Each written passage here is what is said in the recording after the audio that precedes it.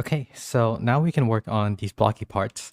And what I'll do first is to just add in a cube that we can use to make this part. So first Shift A to add in a mesh, and this time it will be a cube because it is the closest to the proportions of this. I'm going to just press S to scale it down. I'm going to go into wireframe with the shortcut Z and try to match the proportions as best I can.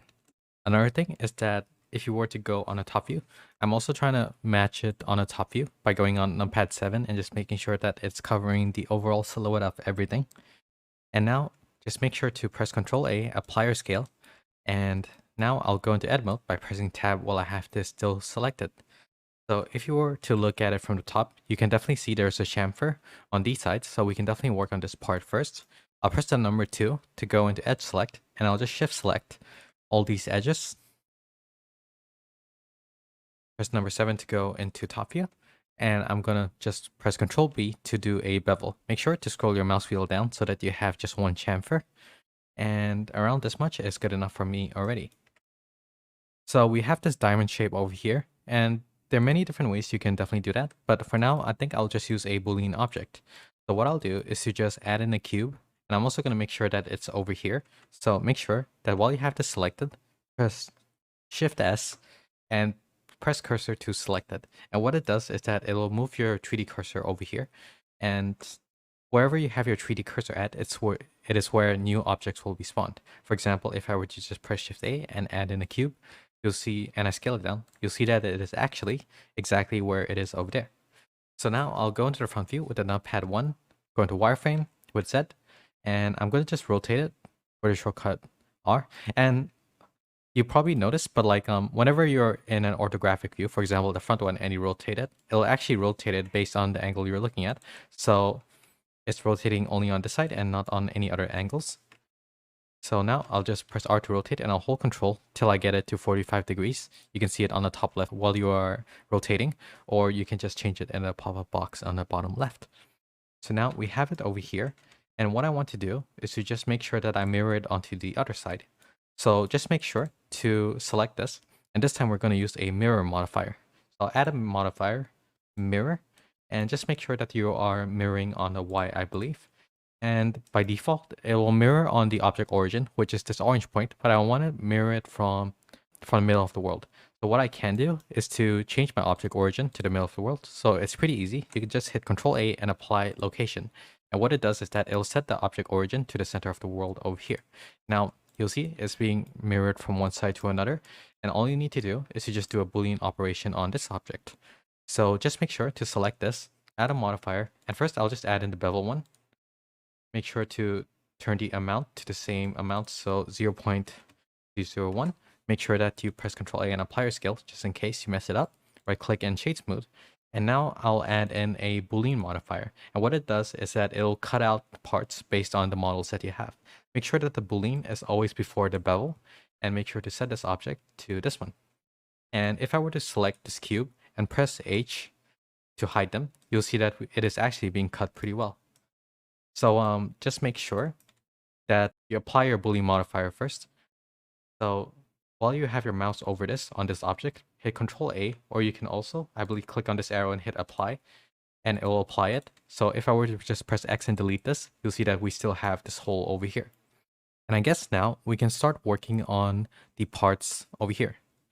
So another thing is that you can probably see that the shading is a bit off, and it's definitely something that will be fixed when we're sculpting. But for now, I'll just do a temporary fix where I go to shading over here, turn on harder normals, and also turn on auto smooth by going over here and going to normals and turning on auto smooth. And it'll just make the shading look a lot better for now. It's something that I always use whenever I'm doing sci-fi and hard surface stuff. But for now, I'm just using it to make this part look better. So now I'll go into the front view and let us start working on this part. You'll see that a bunch of parts are symmetrical to each other, so it's definitely another chance where we can use our mirror modifiers again. I'll hit Shift A to add in a new object, cube, and since our 3D cursors over there, we're actually getting the height pretty well. And I'll just move it like so. I'll go into tab to go into edit mode, and I'll just box select these vertices. I'm going to press G and X to move it back a bit. And I'm going to do an extrusion to move it here. And I'll press G and Z to scale it on the Z while I have those two vertices selected. And usually whenever you're scaling between multiple vertices, it'll just choose the middle point as a pivot and it'll just scale it based on that. And I will just press E to extrude it again. So now we have the shape, which is exactly what we want. And we can copy the modifiers over by selecting this and shift selecting this, pressing Control L and link, well, copy modifiers. And just make sure that when you do, you apply your scale as well, or else your bevel will be messed up. So I just selected this, Control A, and apply scale. Now, to mirror it from left to right, again, we're going to use the mirror modifier. And just make sure to just apply your location so that our origin is set to the center of the world like this. And I guess I can also turn on auto smooth over here as well, just to make sure that it looks better. And now we have this part as well. So let me just make sure that the proportions are looking okay from the top. So I'm going to press numpad 7 to go into the top view, go into solid view, and it looks like the proportions are okay for now. But if you need to, you can press S and Y to just scale it based on what you need. And now we can work on these rocky parts over here. So there are plenty of ways you can do it, but I think for now, I'm just gonna go into edit mode, select this face, and I'll press Shift T to duplicate it, right click so that it stays in place, and I'll press P and separate by selection. Now I'll go into object mode and select this. I'll press edit tab to go into edit mode, go into wireframe with a shortcut Z, and I'll press S to scale it up. Now I'm not gonna scale it up all the way up here because we do need this bit of thickness. And I'm gonna also just move it in a bit by pressing G and X to move it to the left. And I'll press E to extrude it out like so. Now, because we have copied it over from this part, we're actually keeping our bevel and mirror modifier, which is why I copied it. I'm also going to make sure that I go into the top view with numpad 7 and making sure that the silhouette is matching the width of this. So I'll press S and Y to scale it on the Y. And now I think I'm pretty happy with it.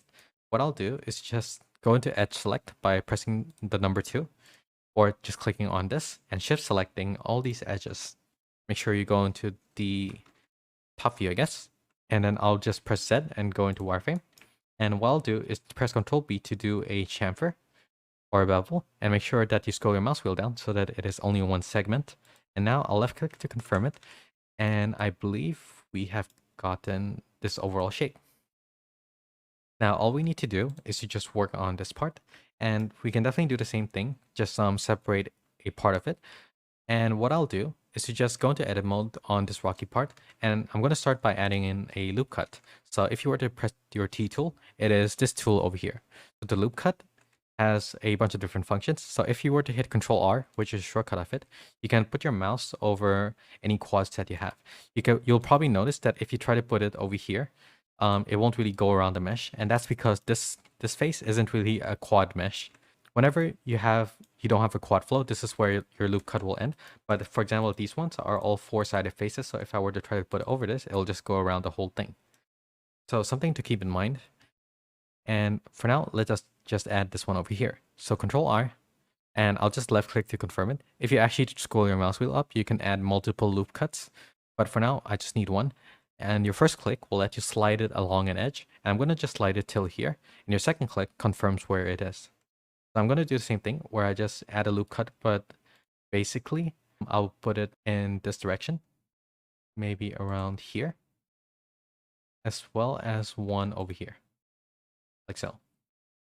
So now I will just select all these faces by box selecting them. Make sure that you have it to face select by pressing the number 3 and pressing Shift T to duplicate it. Right click so that it stays in place.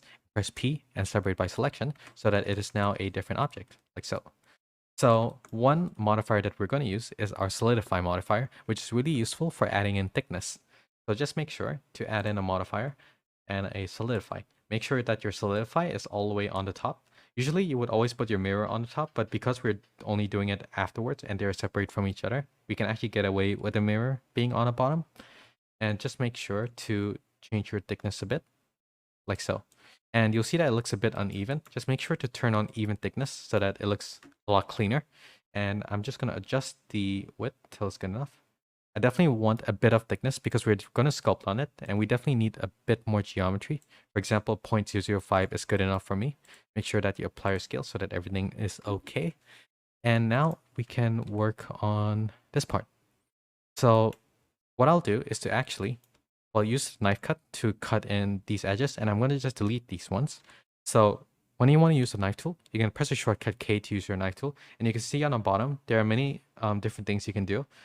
For one, I will just make sure that I left click it first, and I'll press C to cut through, and I'm going to press A to angle constrain. But also make sure that you type in 45, because in a new Blender, you have to type in your angle. So we wanted to make sure it is 45. I'm going to just cut it here. I'm going to cut it here as well, like so. And make sure to hit enter. And it should cut pretty well. I'll just make sure to go into the front view, and I'll box select these faces, and I'll press X and delete faces. And hopefully it'll work. So I guess this time it didn't cut it too well. So I'm just going to make sure to cut it again. I'll press K, and I'll start at this vertex this time. Press A to angle, and C to cut through, and make sure you set it to 45. And just make sure you stop at this edge as well. So let's see if I were to try to cut it now. So yeah, this time when I try to delete my face, everything's okay. So just make sure that after you cut it, you press X and delete faces, and now it is cut.